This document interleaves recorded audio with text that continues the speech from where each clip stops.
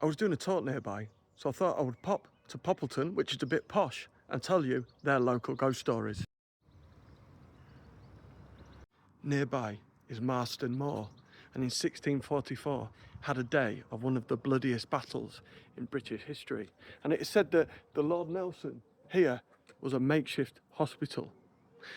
It's no surprise that people, for centuries now, have seen someone in a uniform akin to the time of the battle here in this building. He's said to be young, maybe only 18 years old, wearing his uniform, and he stands or walks through the building before disappearing. They say that he was one of those that came in here injured and his soul never left.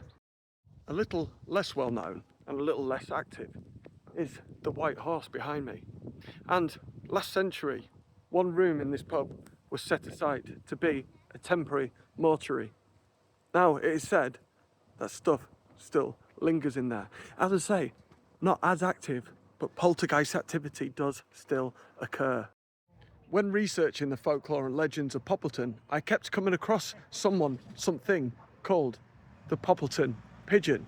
And I thought, what is this? A talking pigeon or something more mysterious? And it turns out it was a person.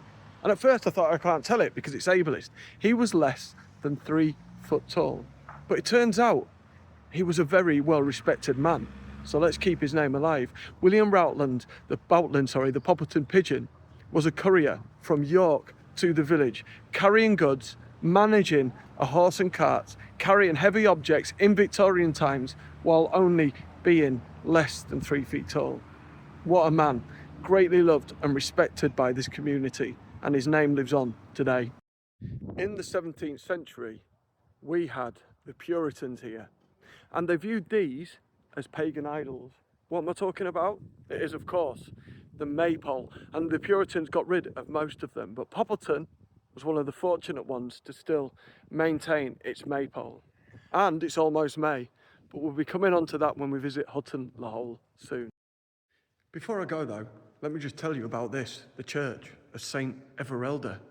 You might be saying, who? And that's fair, because this is only one of 2 churches in the world dedicated to St. Everilda. And not much is known about her, so much so that she's actually known as the Shadow Saint.